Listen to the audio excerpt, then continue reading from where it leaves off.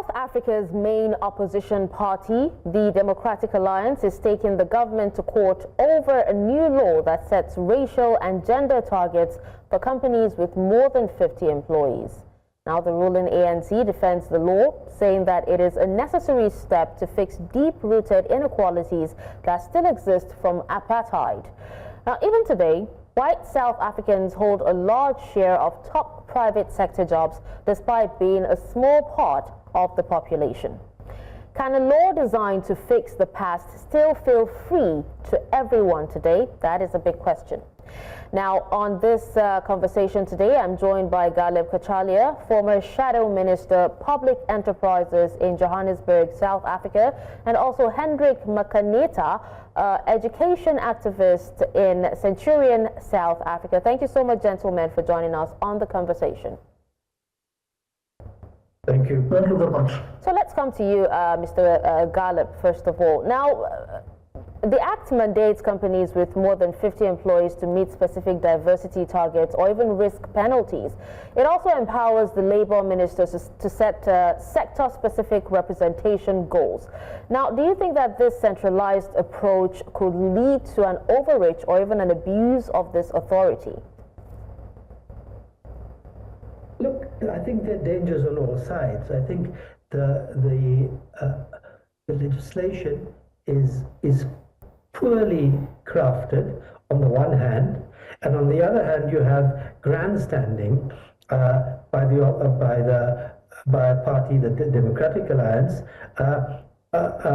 which is not cognizant of the data and not cognizant of having a proper discussion. It's all about grandstanding and votes. All of this is happening within a shaky so-called government of national unity. And so two things are going to happen.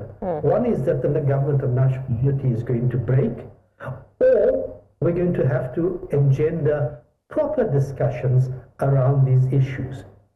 Redress can't be left to headlines and handshakes. You know, one has to reconcile justice and growth, but you cannot do it by pretending simply that justice will follow growth. So these intelligent discussions need to be had. And I'm afraid we're lacking on both sides of the coin of any intelligent discussion here. Okay. Let's hear your thoughts on this, Hendrick, because Ghaleb did say that he feels this is all about grandstanding. What do you think? Well, I honestly think that there is a need for government of national unity to protect the interests of all South Africans, particularly those who were marginalized during the apartheid years. There is no doubt that the majority of people who were oppressed in this country are Africans in particular, and black people in general. And that is why there is a need for government to ensure that it implements policies that can be able to redress these past imbalances. Policies such as affirmative action and all of those policies that can affirm Africans in particular and black people in general, to ensure that they too can be able to be brought on the same level, where their white counterparts are found. And this talks to employment. I mean, if you look at the Employment Equity Act, its primary duty was to ensure that it levels the play field in terms of, redressing these imbalances. I mean, it does not make sense for a company to have, white males, at managerial level, where you find that it's only white males who are Afrikaners, for that matter. And, there is really a need to ensure that we tilt this balance of forces to make sure that even black people are represented at all levels of employment, not only at the lower level, but also at the upper echelons of power in terms of, your managers and so on. Okay. Now, Ghaleb, what Hendrick actually said, he said it is important to redress, past imbalances. Now, while on one hand, the ANC supports the law as a necessary measure to redress apartheid-era inequalities, the DA claims that it could harm, economic growth and investment. And you did say that, the government of national unity is quite shaky. How convincing is that distinction? Look, let's take a step backwards here and understand very clearly that with the best intentions, and often the road of good intentions leads to a rather parlous situation in terms of implementation. With the best intentions in the world, the ANC over 30 years has not really implemented this particular policy vis-a-vis redress in a way that has empowered the majority of people in this country. It has created an elite, and that is a danger because the majority of people are left unempowered.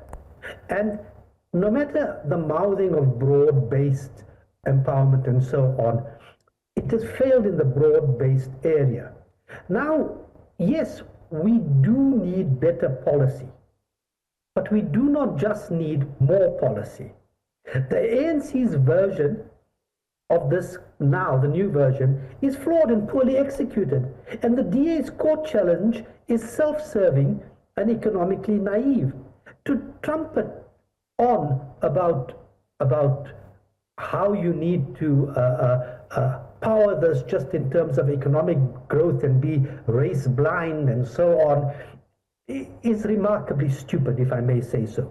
You need sector-specific strategies, you need real transfer, not just paper targets, you need worker ownership and co-ops and inclusive enterprise.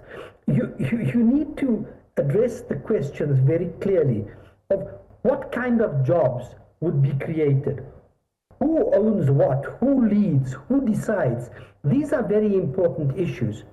If you just trumpet on about economic growth and create jobs that are essentially flipping burgers for people, what you're doing is exacerbating the Gini coefficient, which the DAC says it aims to address, by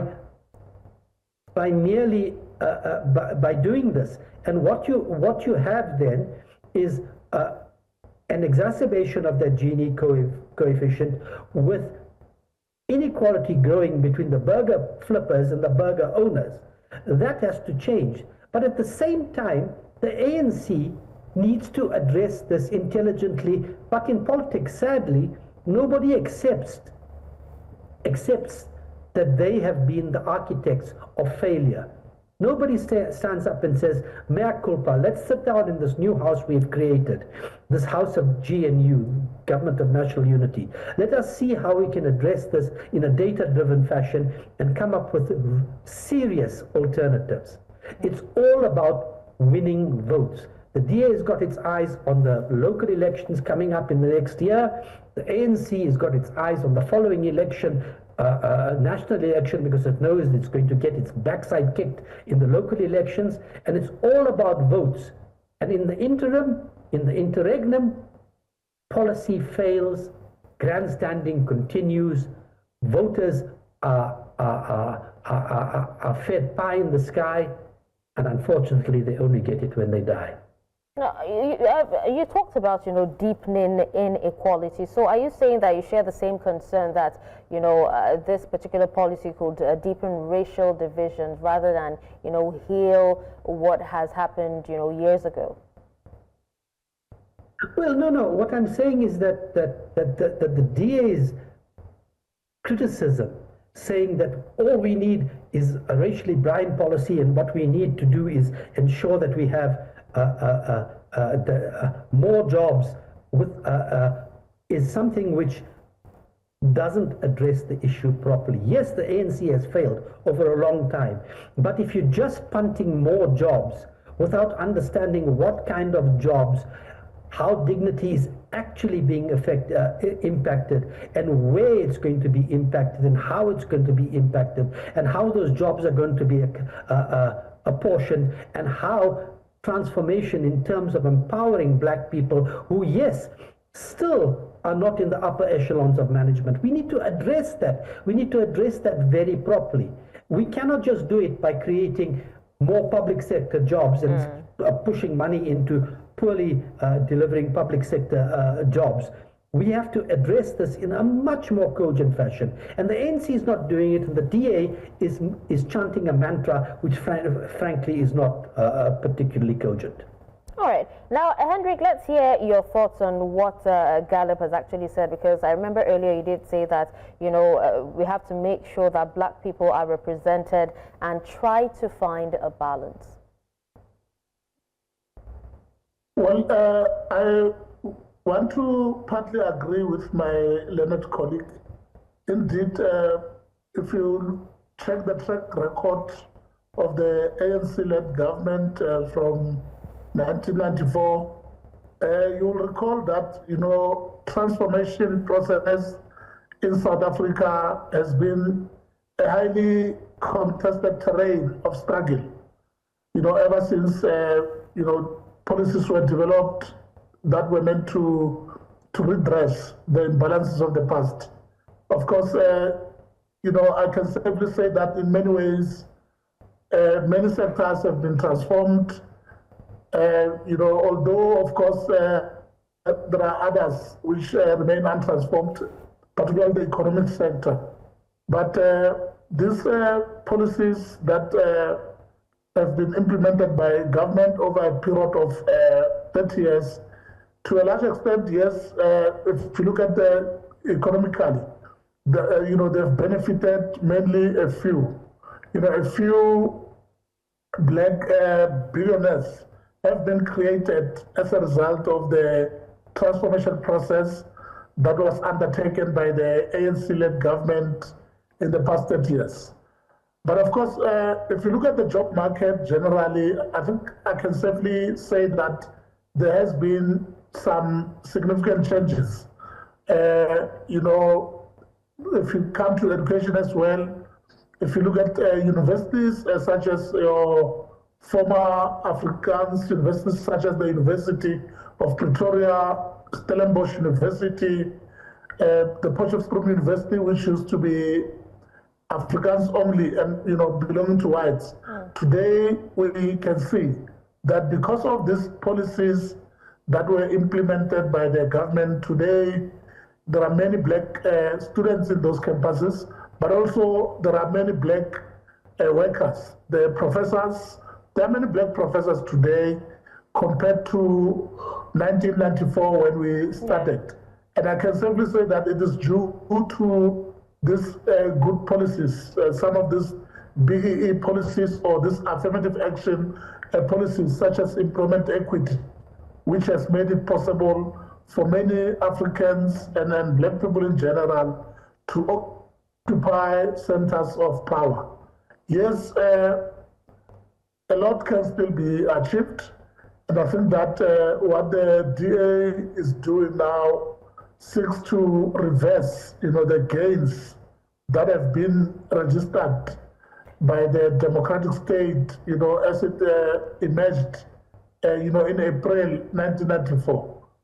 That is why there's a need for, you know, more public participation. I've heard some of the people saying the fact that today we have got, you know, constitutional democracy, where the constitution is the supreme law of the country. Others are saying that too has actually negated some of the gains, because in the past, you'll recall, just before 1994, Parliament had the authority.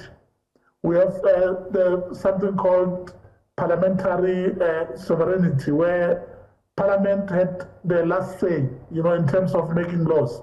But today, even Parliament itself can be discouraged, or if they make any law that is not in line with the Constitution, for example, the judiciary can reject such a law on the basis that it is unconstitutional. So there is that debate as to whether there should not be any changes with regards to the Constitution. And of course, a lot of tension has been created lately because if you go to section 25 of the Constitution of the Republic, it actually limits, ownership in terms of the land. The land question is still unaddressed. The majority of the land of this country, 30 years down the line, still belongs in white hands. And therefore, there is a need to look at, this section 25 of the Constitution of the Republic with a view to ensuring that, land redistribution happens so that the majority of the indigenous people of this country can also be able to own land, because land means everything. Without land, people will not be able to really benefit economically. All right. Now, you did say that majority of the land, in the country still remains in white hands. And Mr. Ghaleb, the Institute, according to the Institute of Race Relations, it suggests that, race-based policies have not effectively lifted millions out of poverty, and rather recommends, that it recommends a skills-based approach. Now, what are the drawbacks from, shifting from race-based to a skills-based approach? And also, if you could, refer to what Hendrick has actually said about, the white people owning most of the lands and other companies in South Africa. Interconnected issues. Certainly, land plays a role in it, but we must understand that there is significant amount of land owned by government, which government has mismanaged and not particularly used to empower people. I can give you examples of elites who have been empowered, who bought wine farms and large tracts of land, farms where they've driven it into the ground and done very stupid things with it. What we need, other than this poor design, this history of failure with the best intention, we need something which is not a blunt instrument, where there is nuance, as opposed to a situation where you try to fix structural inclusion with symbolic inclusion. That doesn't particularly work. What you need to understand is that, particularly with this new raft of legislation, there are issues, and the DA is quite right in this regard, and they are wrong in many regards, but they are right in this regard where they say you cannot take, in a blunt way, a national policy and impose it on provincial issues where there are different issues at stake and different demographics at stake, and the national issue will end up deprioritizing the rights, if you like, of colored people in the Western Cape or Indian people in Natal and so on, because you're imposing national quotas on provincial areas where the demographics are different. Now, these things need to be just like we are sitting down currently, because it's far more important and far more crucial, even though interconnected.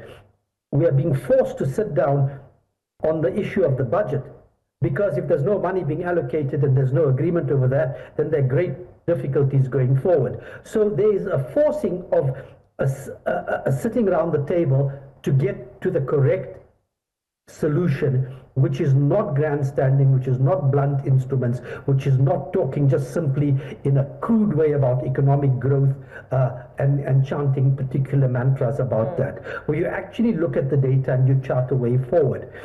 If that can be done around this particular issue, we will achieve some traction. But the point is that I am trying to make in some way is that in this sitting around the table, you have two sets of people, by and large, the ANC and the DA, who are oil and water.